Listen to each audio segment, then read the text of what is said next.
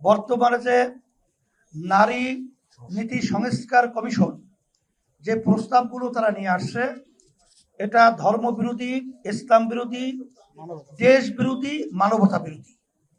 এর ব্যাপারে আমরা ঐক্যমত পোষণ করেছি। এই সংবিধান এই কমিশনকে বাতিল করতে হবে এবং তাদের এই প্রস্তাবকে বাতিল করতে হবে। এ ব্যাপারে আমরা একমত ঐক্যমতে পৌঁছেছি। প্রয়োজনীয় সংস্কার শেষে যৌক্তিক সময়ের ভিতরে নির্বাচনের ব্যবস্থা। এখন কতদিন লাগবে এটা তো আর আমাদের কাছে কোনো টাইম নির্ধারণ করা নাই, এটা আমরা কিভাবে বলবো। তবে যৌক্তিক সময় বেশি কালক্ষেপণ না করা। এখানে ইসলামী দলের ব্যাপারে আমরা বারবার বলেছি, একটা বাক্স নির্বাচনে পাঠাবার জন্য আমরা ঐক্যমতে পৌঁছার জন্য আলোচনা চলছে। তার ভিতরে ইসলামী দলের ভিতরে জামাত ও ইসলামও আছে। সেইভাবে ভিন্নভাবে পৃথক করে জামাত ইসলামকে তো ভিন্নভাবে আলোচনায় কোনো প্রয়োজন হয় না। যে যে বিষয়ের উপরে আমরা একমত হয়েছি তার ভিতরে আপনারা জানতে পারবেন। 1 নম্বরে আধিপত্যবাদ, সম্প্রসারণবাদ ও সাম্রাজ্যবাদ মুক্ত, স্বাধীন, সার্বভৌম, টেকসই, কল্যাণকর বাংলাদেশ রাষ্ট্র গঠনে জাতীয় ঐক্য গড়ে তোলা। 2, দুর্নীতিবাজ, সন্ত্রাসী, খুনি ও টাকা পাচারকারীদের দ্রুত বিচারের আওতায় এনে দৃষ্টান্তমূলক শাস্তির ব্যবস্থা করা।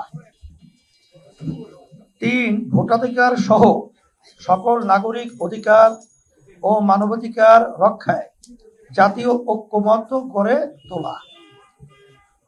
4, প্রয়োজনীয় সংস্কার শেষ করে দ্রুত সময়ের মধ্যে সুষ্ঠু ও গ্রহণযোগ্য নির্বাচনের ব্যবস্থা করা। 5, দ্রব্যমূল্যের ঊর্ধ্বগতি রোধ এবং আইন শৃঙ্খলা স্বাভাবিক করে নিয়ে আসা। 6, আওয়ামী ফ্যাসিবাদ বিরোধী সকল শক্তি দেশ পুনর্গঠনে ঐক্যবদ্ধভাবে কাজ করা। 7, আওয়ামী ফ্যাসিবাদ বিরোধী শক্তিগুলো একে অপরের বিরুদ্ধে আঘাত করে কথা না বলা।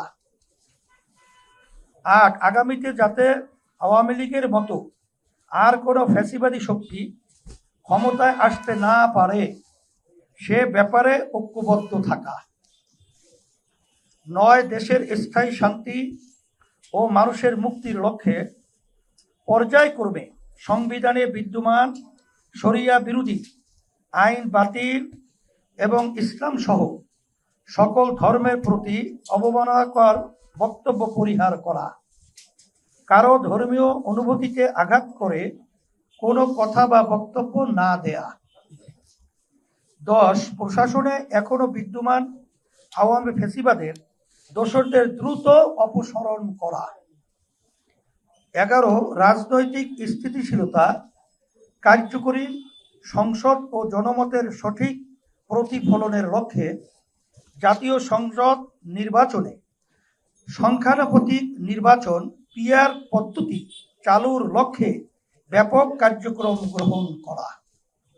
আর সাথে আমাদের আরো একটা আলোচনা এসেছে, বর্তমানে যে নারী নীতি সংস্কার কমিশন যে প্রস্তাবগুলো তারা নিয়ে আসছে, এটা ধর্ম বিরোধী, ইসলাম বিরোধী, দেশ বিরোধী, মানবতা বিরোধী।